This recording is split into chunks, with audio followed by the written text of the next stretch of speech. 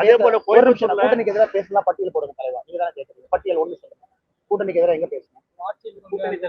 ஆட்சியில் பங்குன்னு யார் சொன்னா? ஆட்சியில் பங்குன்னு இந்தியாவுடைய உள்துறை அமைச்சர் சொல்றாரு. நான் எங்க சொன்னா?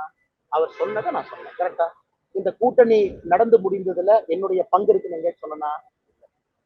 அமித்ஷாஜி அவர்களும் இபிஎஸ் அவர்களும் அந்த மேடையில் உட்கார்ந்த பொழுது இந்த மேடையில் அமித்ஷாஜி பக்கம் உட்கார மாட்டேன்னு சொன்னா, அதுக்கப்புறம் 3 மாசமா அமைதியா இருக்கிறேன்னா, இப்பவும் பத்திரிகையாளர் சந்திப்ப நான் கூப்பிட்டேன்னா, இல்ல ஏர்போர்ட்ல வண்டியை நோக்கி போகும்போது என்னை மறிச்சு நீங்க நிக்கிறீங்களா?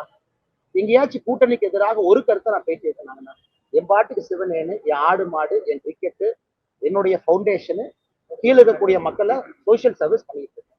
கட்சியில முக்கியமான வேலைன்னா போய் வேலை செய்யறேன். அரசியல் மாற்றத்திற்காக அன்னைக்கே சொன்னேன், நான் காத்திருக்கிறேன்னு சொன்னேன். அதற்கான ஒரு நேரமும் காலமும் வரும், அதுவரை காத்திருக்கேன். இந்த கூட்டணிக்கு எதிராக எங்கேயாச்சும் நான் ஒரு கருத்து பேசினா நீங்க சொல்லுங்க. இல்ல ஆனா எங்கேயாச்சும் ஒரு கருத்து. ஆனா அந்த கொள்கையில அந்த பேரணி தொடங்கும் போது நீங்க கலந்துக்கூடாதே ஒரு விமர்சனம். அண்ணா ஒரு நிமிஷம், நான் எதுக்கு நான் கலந்துக்கணும்? நான் எதுக்கு எண் மக்கள் யாத்திரை தொடங்க பொழுது அதிமுக கட்சியிலிருந்து முன்னாள் அமைச்சர்கள் வந்தாங்க. இன்னைக்கு இந்த பேரணி துவங்கிய போது எங்களுடைய கட்சியிலிருந்து மாநில தலைவராகவும் இருக்கிற அமைச்சர் அவங்களும் தேசியத்திலிருந்து வந்திருக்கக்கூடிய பார்வையாளர் போயிருக்கிறாங்க. எது கலந்துக்கணும்னா அந்த கட்சியினுடைய காரியகர்த்தா, கட்சியின் சார்பாக மாநில தலைவர் போயிருக்கிறாங்க, கட்சியின் சார்பாக எங்களுடைய அமைச்சர் போயிருக்கிறாங்க, கட்சியின் சார்பாக எங்களுடைய அகில இந்திய பிரதிநிதிகள் போயிருக்கிறாங்க. இதை தாண்டி யார் கலந்து கொண்டுங்கன்னா முறைப்படி யார் செல்ல வேண்டுமோ அவர்கள் போயிருக்கின்றாங்க. இதுல என்ன இருக்கு? கோவை தொகுதியில முக்கியமான முக்கியம் எல்லாம் இல்லைண்ணே, சாதாரண நான் எங்கன்னே முக்கியமான ஆளு. நீங்க தான் நீ முக்கியங்கிறீங்க, நான் சாதாரண ஆளே வேலையை பார்த்துட்டு குறிப்பிட்ட அளவுக்கான வாக்கு மக்கள் நம்பிக்கை வச்சாங்க மோடி ஐயா போட்டாங்க.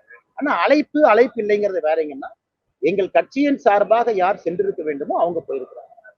நான் எங்கேயும் நானா போய் தலையை நீட்டி வேண்டாத விருந்தாளியாக, அலையாத விருந்தாளியாக எங்கேயும் நான் போக மாட்டேன்.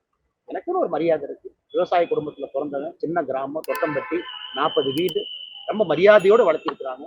சில விஷயங்கள் பிடிக்கவில்லை என்றாலும் கூட வாயை பொத்தி கொண்டு அதை பார்ப்பேன்.